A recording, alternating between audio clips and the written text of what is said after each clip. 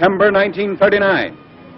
The German foe begins its ruthless march of conquest and sets the stage for World War II. Poland had only been an independent country for about 2 decades in 1939. In the aftermath of the First World War, it was created out of territory which had previously belonged to the German, Austro-Hungarian, and Russian empires. Right from the start, during the Polish-Soviet War, Poland was invaded by the Red Army in 1920, but outside Warsaw, Soviet forces were decisively defeated in what became known as the Miracle at the Vistula, guaranteeing Polish independence for the time. Nevertheless, Poland was still wedged between two greater powers, both of which had irredentist claims, and its position was quite precarious. On the other hand, having been defeated in the First World War, Germany lost much of its territory and was forced to pay sizable reparations. This was compounded by economic woes and further social upheaval. It was in this context that the Nazi Party under Adolf Hitler came to power in 1933, promising to rebuild Germany's standing in the world and restore its former greatness.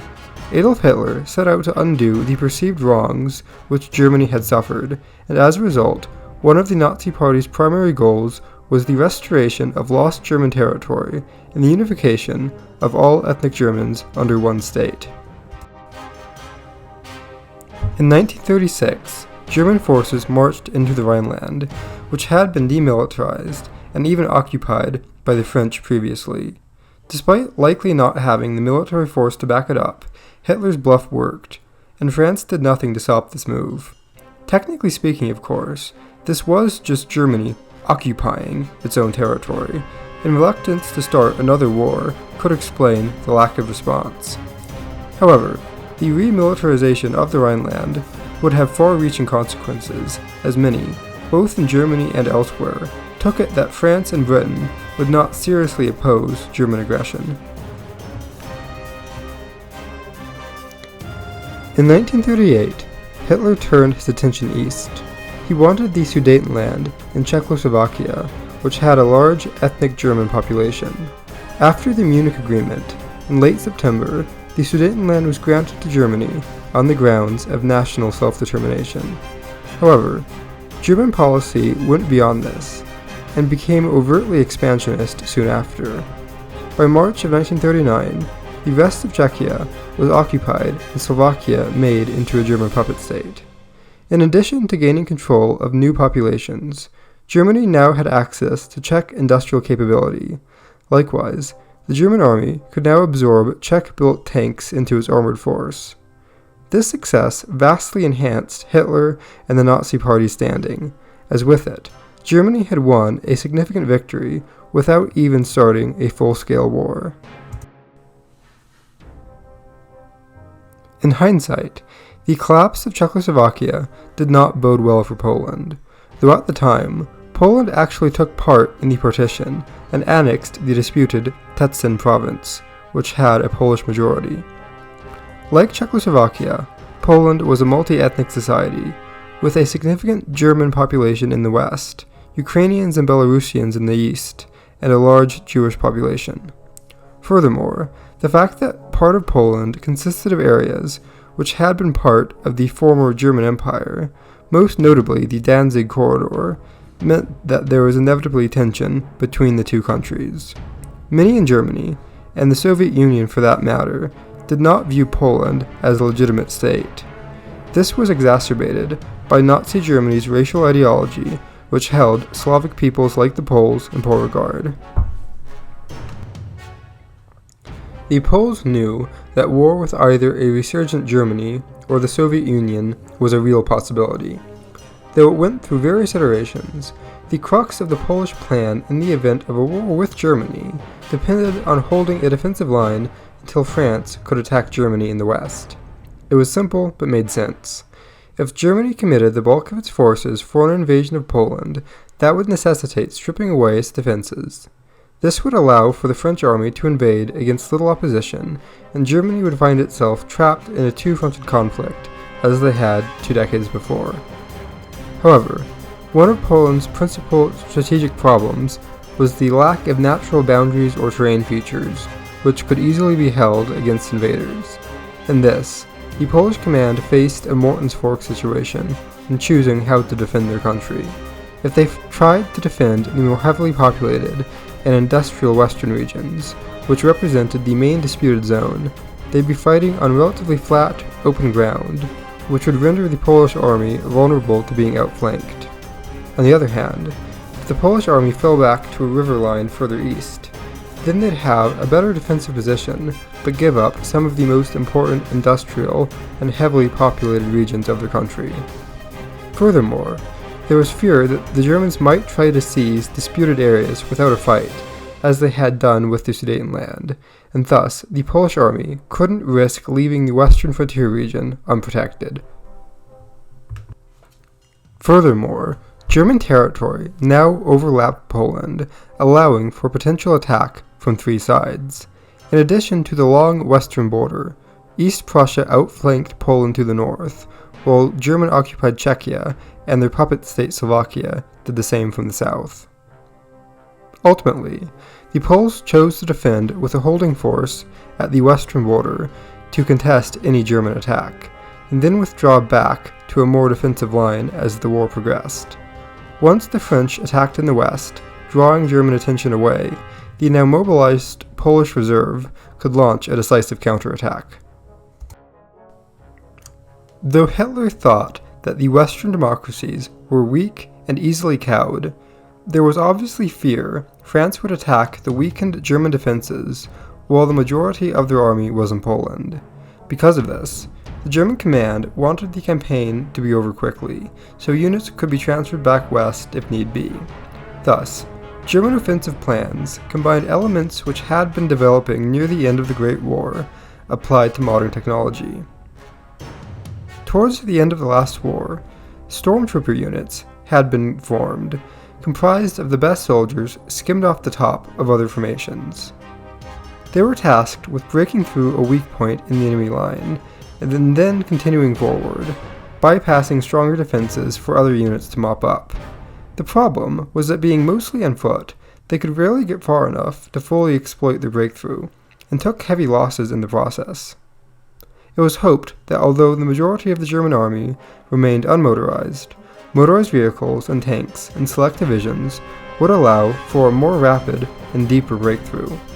Attacking units could then follow up the success by outflanking the enemy defenses or pushing deeper ahead, destroying enemy lines of supply and communication, and generally sowing chaos.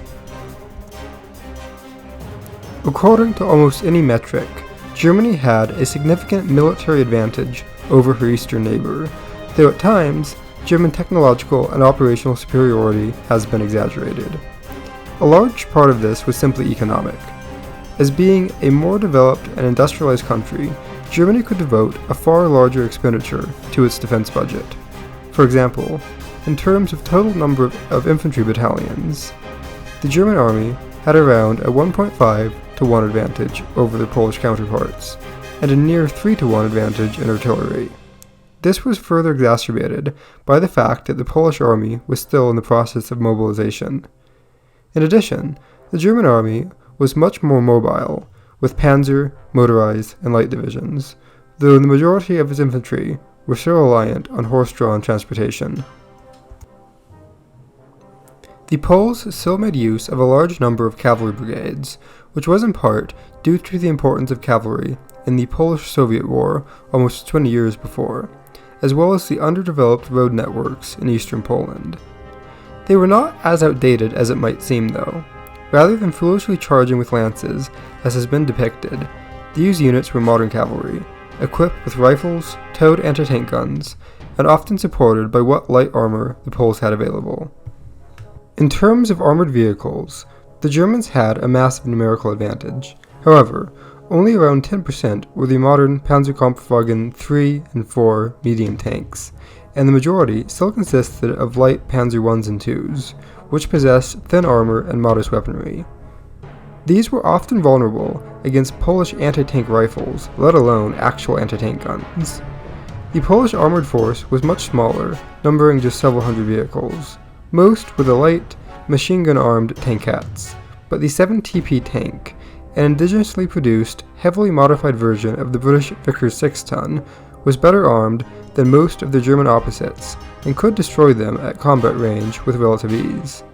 Unfortunately though, only a small number were available. The German Air Force was far larger and more modern than what the Poles fielded, and this was a decisive factor. For instance, the Luftwaffe boasted modern, all-metal, well-armed Messerschmitt Bf 109 and 110 fighters. In comparison, the Polish PZL PL-11 fighter had been fairly modern when first introduced in the early 1930s, but was now heavily outclassed. Likewise, against a wide array of bombers and assault craft, including the vaunted Junkers Ju-87 Stuka, the Poles could only field a small number of light bombers. Thus, although Polish pilots flew their craft very bravely, and at times packed quite a punch, they were fighting a lost battle almost from the start. Hitler made demands that Poland hand over the Danzig region, which the Poles refused, and after the final rebuff, plans were being drawn up for an invasion of Poland by late March 1939. On the 23rd of August, to secure his eastern flank and make sure there would be no accord with the Western Allies, Germany entered into a non-aggression pact with the Soviet Union. This was known as the Molotov-Ribbentrop Pact after the two foreign dignitaries who created it, Vyacheslav Molotov and Joachim Ribbentrop. At the time, it shocked the world and put another nail in Poland's coffin, as it meant Hitler now knew he wouldn't have to deal with a potential Soviet threat. Adolf Hitler planned to initiate hostilities with Poland on the 26th of August. However, on the 25th, Britain formally entered into a military alliance with Poland. This shocked Hitler, as he assumed the Western democracies lacked the will to fight, and led to him postponing the invasion. In the confused interim, there were plenty of signs an attack was coming, including the flights of high-altitude reconnaissance aircraft over Polish territory, and even a few skirmishes at the border. Seeing this, Polish Marshal Edward Rydz-Śmigły ordered a full mobilization. At this point, though, even as war seemed like an increasing inevitability, Britain and France encouraged Poland not to mobilize, fearing that this would provoke Germany. Part of their rationale was the idea that premature mobilization had set off the powder keg in 1914. Though the Poles saw the obvious absurdity of this, they could not risk losing their allies in the West. Eventually, Hitler regained his nerves, and not wanting to delay the offensive any longer, finally ordered the attack to begin on the 1st of September. On August 31st, fully aware of how desperate the situation truly was, and likely exasperated with his Western allies, Edward Rydz-Śmigły ordered a full mobilization yet again. Meanwhile, the day before, knowing it would quickly be destroyed in the event of a war, the Poles sent most of their small navy away to British ports in Operation Pekin. Finally, a false flag attack, known as Operation Himmler, was staged to justify the invasion to the international community and paint the Poles as the aggressors. In this, a mock Polish raid was conducted on a wireless station, and a message was broadcast urging Polish partisans in Germany to stage an insurrection against the German government. To add a degree of verisimilitude, bodies of concentration camp inmates were left behind, dressed in Polish uniforms. Thus, with this almost farcical charade, the invasion would begin.